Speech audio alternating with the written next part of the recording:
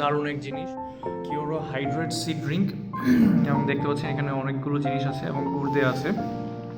And this is the variation. এখানে এটা দেখতে পাচ্ছেন, এটা কিন্তু আখের দানাদার গুড়।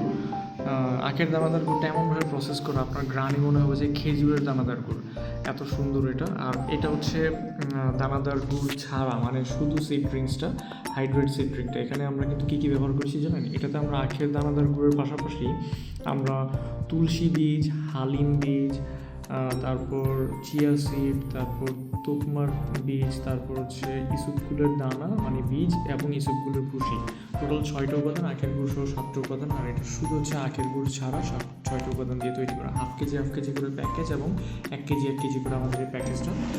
এবং গুড়ের কিন্তু এটাতে আমরা 1 থেকে 2 চামচ দিয়ে থাকি। খুব বেশি মিষ্টি হয় না গুড় দিলে, এটার টেস্ট একটু ডিফারেন্ট থাকে, মিষ্টি হয় না এবং আবার একদম একবারে মিষ্টি ছাড়াও যে ঠিক তাও না।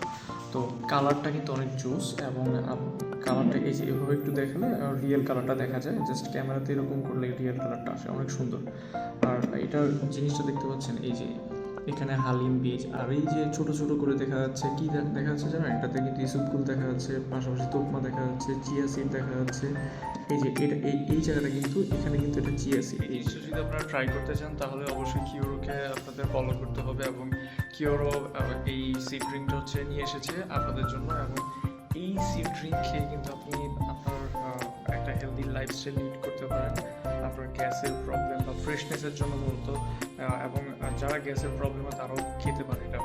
কারণ অনেকগুলো সিড দেওয়া আছে যেটা খুব ভালো কাজ করে গ্যাসের জন্য, কোষ্ঠকাঠিন্যের জন্য, এবং কনস্টিপেশনের পাশাপাশি আপনি কিন্তু ফ্রেশনেসের জন্য এটা খেতে পারেন, খুব ভালো একটা কাজ করবে।